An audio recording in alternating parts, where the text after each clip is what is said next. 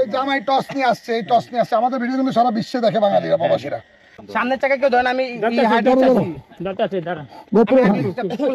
দেখেন গাড়িটা এদিক দিয়ে পাস করছে, এদিক দিয়ে পাস করছে। আর তোলেন তোলেন তোলেন, চুরি ডাকাতির দিন শেষ, মোটরলকের বাংলাদেশ। তোলেন, সাবাস। দেখেন, সাবাস সাবাস, কষ্ট করে অনেক নিচে থেকে, অনেক নিচে থেকে বাইক তুলছি। নামো,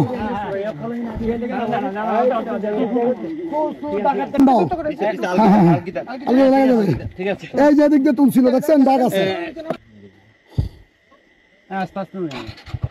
দাঁড়া দাঁড়া, স্পটে দাঁড়া থাক। যে দেখেন কত উঁচা থেকে, অনেক উঁচা থেকে কিন্তু বাইক নামিয়ে এখান দিয়ে চলে গেছিল।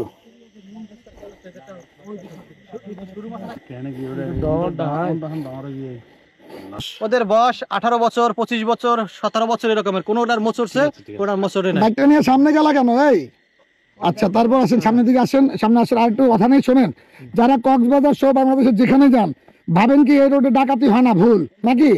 এই ভুল না, প্রচন্ড পরিমাণ ডাকাতি হয় এই রোডে। প্রচন্ড, শুধু আমার একটা না, এভাবে আমি তো আজকে সারাদিন ঘুরছি। হ্যাঁ, আসেন, সামনে আসেন। ওই জায়গা ওইভাবে আমি আরো 3-4টা ঘটনা। ভাই কথা বলেন না ভাই, একটু রাত্রে আমার বাইকটা। হ্যালো ভাই, চকরিয়া বাসী, একটু শোনেন না কি হয়েছে। তৈলেনা এলাকায় আপনারা মানুষদের বলতে পারবেন, সাবধান করতে পারবেন যে ডাকাতি চুরি করছে। আমি কয়েকজনের সাথে এখানে কথা বলছি আইসা, এখানে আরো 3-4টা ঘটনা এরকমের ঘটছে।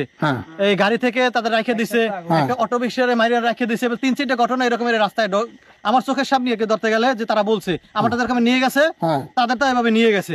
তো এভাবে দৈনিক এরকমের ঘটনা ঘটে। কক্সবাজার যারা ঘুরতে আসে, কক্সবাজার যারা ঘুরতে আসে, দূর দূরান্ত থেকে যারা আসে, যদি কোনো মতে তারা একটু সুযোগ পায়, অর্থাৎ বিশেষ করে রাত্রে আসবেই না, দিনের বেলা যত সম্ভব দিনের বেলা যদি আসে, রাত্রে আসলেই এই দুর্ঘটনা রাত্রে যাওয়া নাই একবারে অনুচিত, অনুচিত। আর রানিং গাড়ির সামনে সিগন্যাল দিয়ে আলায়।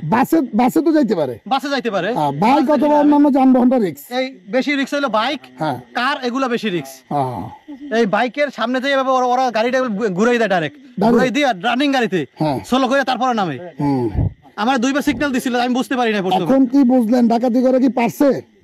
না, ডাকাতিরে তো জিপিএস এর লাগে পারে নাই। জিপিএস এর লাগে না, মোটর লগের লাগে? মোটর লাগে, মোটর জিপিএস এর লাগে আসছে না। আলহামদুলিল্লাহ টিম আসছে, শুকরিয়া আল্লাহর কাছে আমরা পেরেছি। আপনারা আসলে আপনাদের অসংখ্য আর কিছু বলবেন যারা এই দর্শকদের উদ্দেশ্যে যারা দেখতেছে? দর্শকদের উদ্দেশ্যে বলবো, যাদেরকে বাইক আছে অথবা অন্যান্য যাদের যানবাহন আছে, আপনারা দ্রুত চুরির হাত থেকে যদি বাঁচাইতে হয়, তা মোটর জিপিএস লাগাই নেবেন ইনশাআল্লাহ। জিপিএস খুললে ফালাই দিলেও তারপরও কিন্তু এই বাইক উদ্ধার করে দিছে আমার ভাই কোনো একভাবে।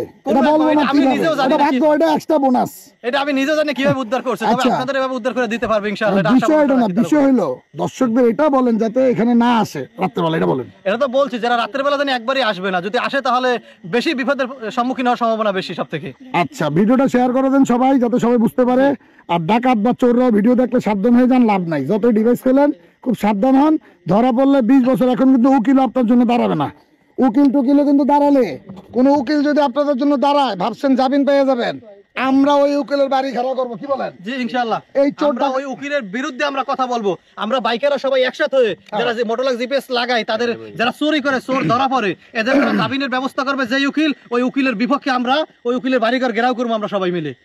শুধুমাত্র আমার সাথে একটু সময় দিবেন। আমি যখন যেই দেশে যেই জেলা ডাক দিব যে একটু কোর্টে আসেন, আমি এত কষ্ট করে ভিডিও সহ ধরলাম রিকভারি, যে চোর বা ডাকাত, ধরেন একজন মানুষ ডাকাতি করে না বা চুরি করে না, বাইকটা কিনছে, তারপরও সে আসামি।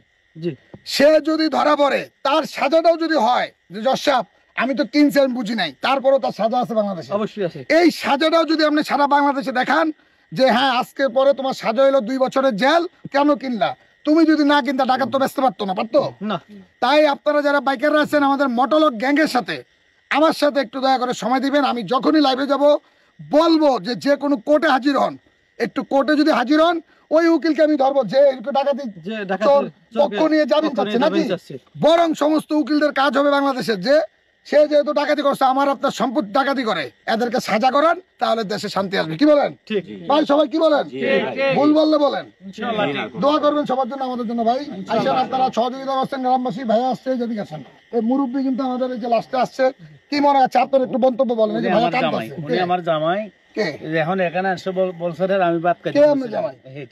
ওই জামাই আমাদেরকে হেল্প করছে, ওনাদের বলছি যে ভাইয়া একটু আমার এই ঘটনা, এই জামাই টস নিয়ে আসছে, এই টস নিয়ে আসছে। আমাদের ভিডিও কিন্তু সারা বিশ্বে দেখে বাঙালিরা, প্রবাসীরা।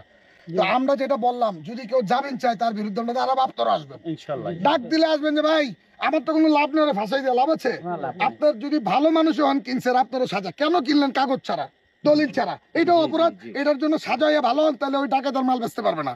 ঠিক আছে ভাইয়া, অসংখ্য ধন্যবাদ। আমরা চলে গেলাম, আজকের মতো ভিডিওটা এখানে শেষ করলাম। দোয়া করবেন। আসসালামু আলাইকুম।